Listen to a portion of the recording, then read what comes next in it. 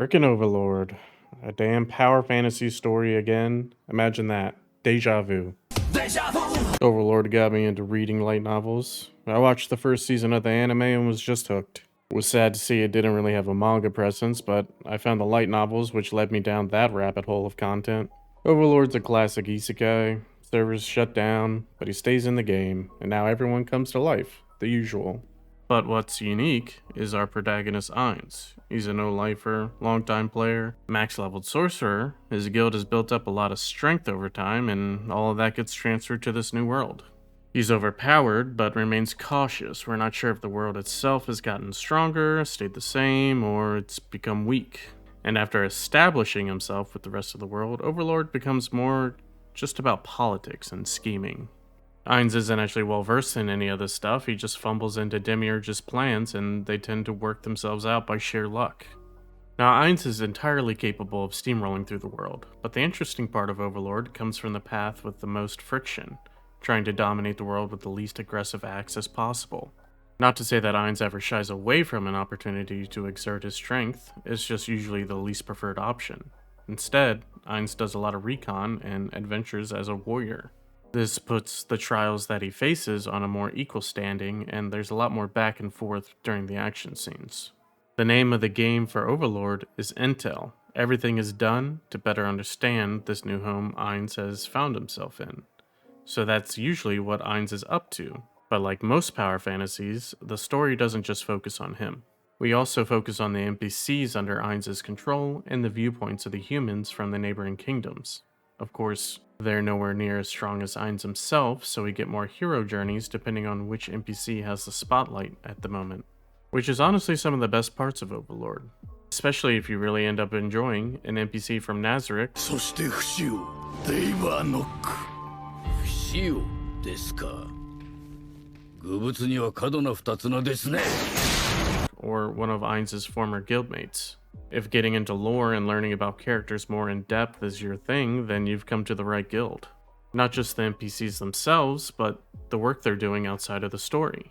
It's usually just hinted at in passing conversations, but it is interesting to learn about. The most popular and prime example being Demiurge Happy farm. Okay, listen. Nazarick is a non-human guild, and they prided themselves on being so. Their theme has always been on a more evil side. So this Happy farm.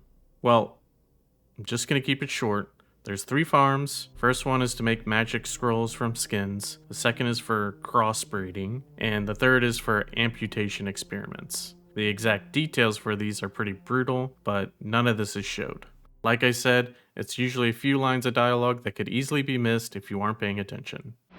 I'll post a link in the description if you are curious though. Also, don't go to the Overlord subreddit. They just post butts there, and they're too horny, and they're a lost cause. I kid. You can actually find a lot of information on updates, the light novel news, and decent discussions on everything that is Overlord. And the last positive thing I'll say for Overlord is that all the action plays out really well. They might be short, but they're really flashy, and fun to watch.